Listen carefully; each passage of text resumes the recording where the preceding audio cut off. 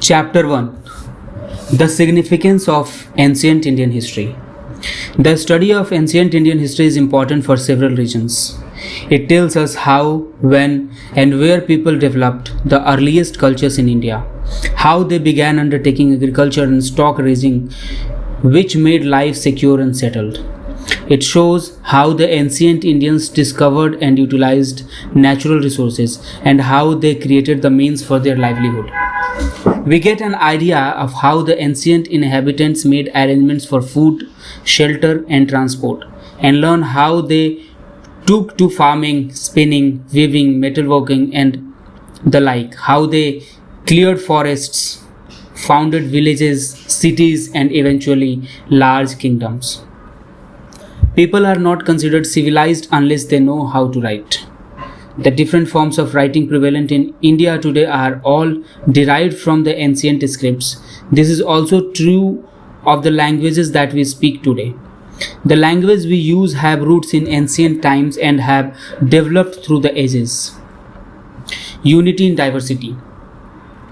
Ancient Indian history is interesting because many races and tribes intermingled in early India. The pre-Aryans, the Indo-Aryans, the Greeks, the Scythians, the Hunas, the Turks, and others made India their home. Each ethnic group contributed its might in the evolution of the Indian social system, art and architecture, language and literature.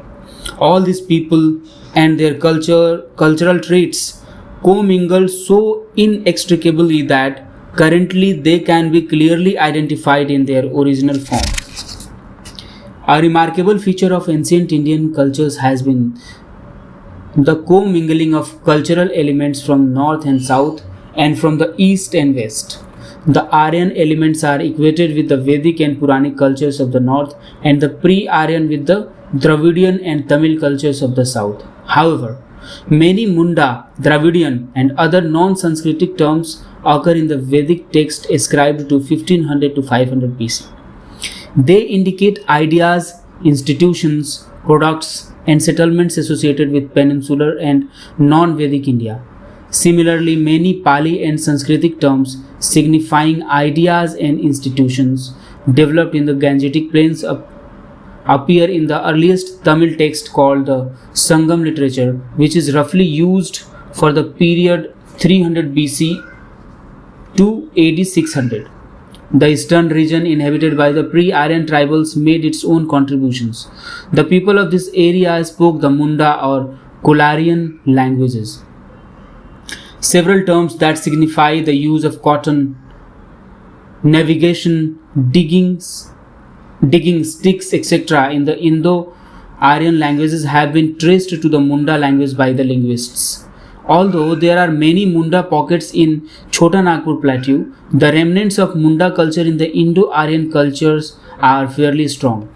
Many Dravidian terms too are to be found in the Indo-Aryan languages. It is held that changes in the phonetics and vocabulary of the Vedic languages can be explained as much as on the basis of Dravidian influence as that of the Munda. India has since ancient times been a land of several religions. Ancient India saw the birth of Brahmanism or Hinduism, Jainism and Buddhism, but all these cultures and religions intermingled and interacted. Thus, though Indians speak different languages, practice different religions, and observe different social customs, they follow certain common style of life.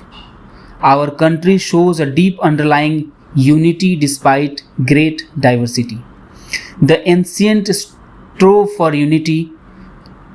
The Indian subcontinent was geographically well defined and its geographical unity was supplemented by cultural integration. Though there existed many states, languages, cultures, and communities, gradually people developed territorial identity. The states or territorial units called Janpadas were named after different tribes. However, the country as a whole came to be named as Aryavarta after the dominant cultural community called the Aryans. Aryavarta denoted northern and central India and extended from the eastern to the western sea coast. The other names by which India was better known as was Bharatvarsha, or the land of the Bharata.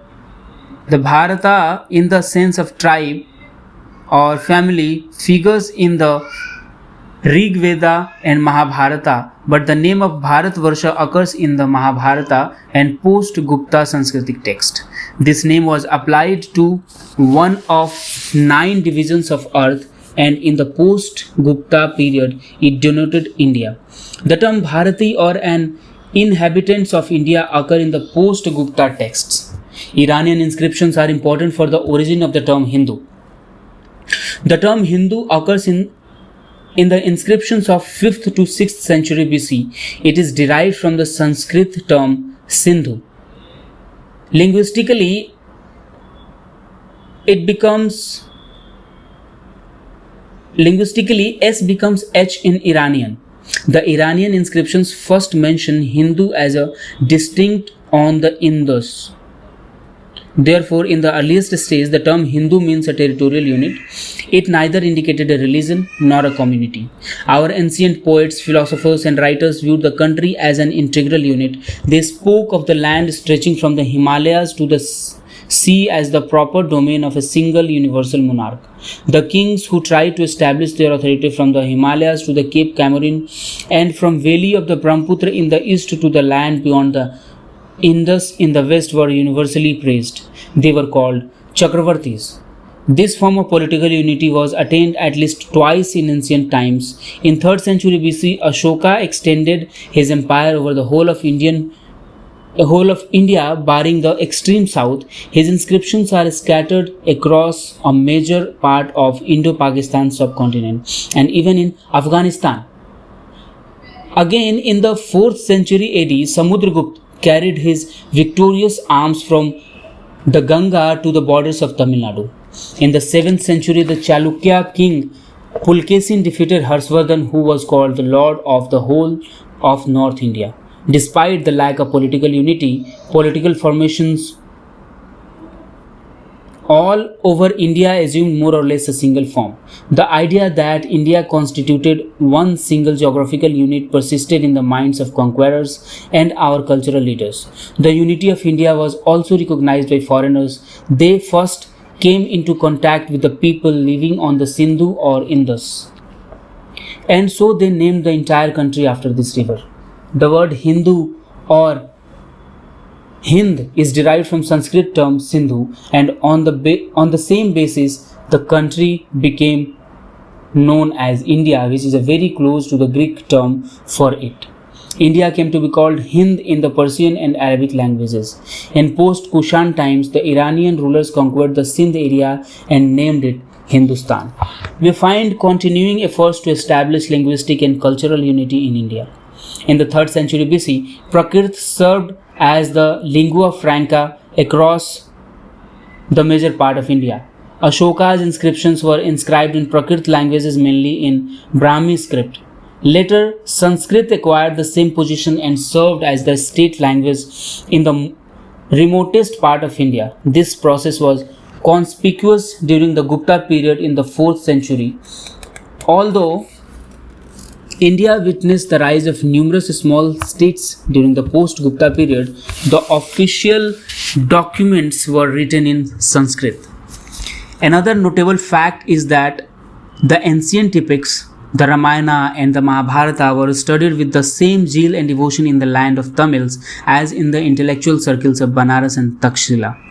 Originally composed in Sanskrit, various versions of these epics were produced in different local languages. However, whatever the form in which Indian cultural values and ideas were expressed, the substance remained largely the same throughout India. Indian history is especially worthy of our attention because of a peculiar type of social system which developed in India. In North India, the Varna or caste system developed, which eventually spread throughout the country and influenced even the Christians and Muslims. Even converts to the Christianity and Islam continue to follow some of their old caste practices of Hinduism. The relevance of past to the present. The study of India's past assumes a special significance in the context of the problems we currently face. Some people clamor for the restoration of ancient culture and civilization, and a substantial number are sentimentally swayed by what they consider to be the past glories of India. This is different from a concern for the preservation of ancient heritage in art and architecture.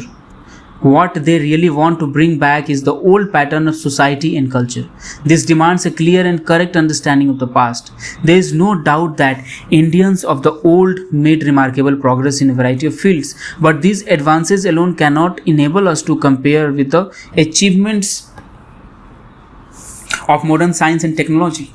We cannot ignore the fact that ancient Indian society was marked by gross social injustice.